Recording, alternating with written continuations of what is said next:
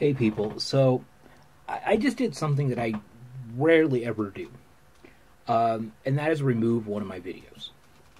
A while back, I did a video on a news story regarding a gentleman named Mohamed Hussein, and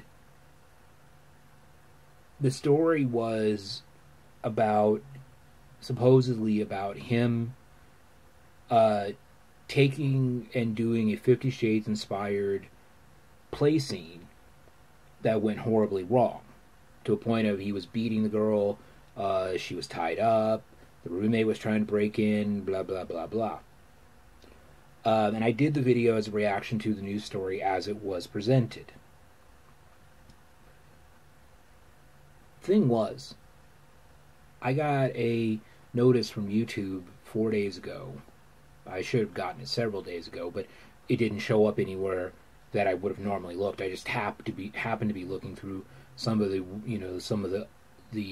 sub files on my email, and because Google has this thing now of they're going to split my email up into multiple categories, so I don't necessarily see all of the email all at one time. I get it kind of whenever I see it, and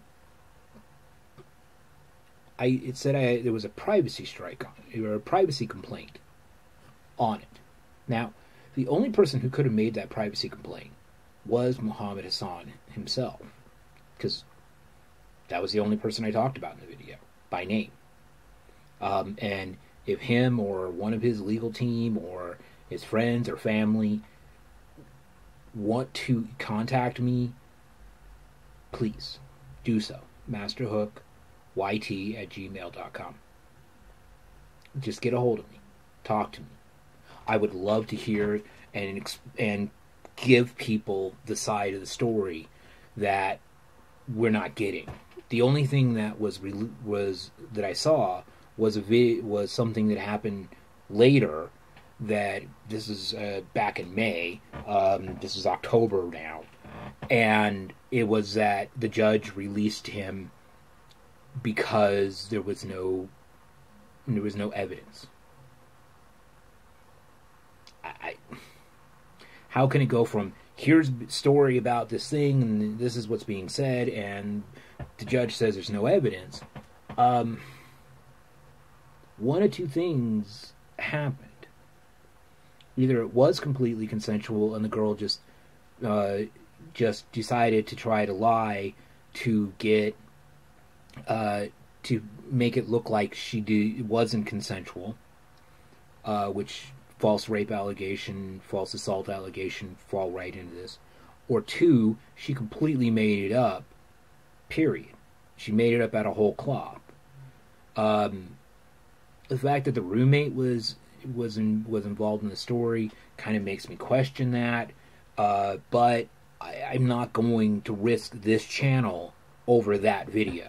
The video is gone. If you go look on my channel, you will not find it. It is gone. I am not willing to risk this channel, the 8 years that I put into it, the amount of time and energy that I have put into this, working on all the different things I'm working on, and now that I'm trying to get back into it and trying to get the podcast back up and trying to do all the stuff that I do, I'm not willing to risk this. So, but when it comes to the situation about false rape allegations and false assault allegations, especially because this involved BDSM, it sickens me if that happens. It completely sickens me. I will say this directly to Mohamed Hussein himself. If that is what happened, I'm sorry. I am dead sorry. I did not mean to do anything to disperse you. This video was in reaction to the story as it was being told. Now, I am trying to be responsible and saying I am not going to be somebody who's going to keep your name out there simply because. So, his name will be in this title for about a week. And so if you're watching this from a week from when I posted, it'll have a completely different title than what the title is. You're probably watching it if you when it first comes out. Because I do want to get the attention of Mohamed Hussein or his family or his friends or his legal team, just to let them know what's going on. So, tell me if I made a right decision. I think I did. But that's it for now. Be well and safe.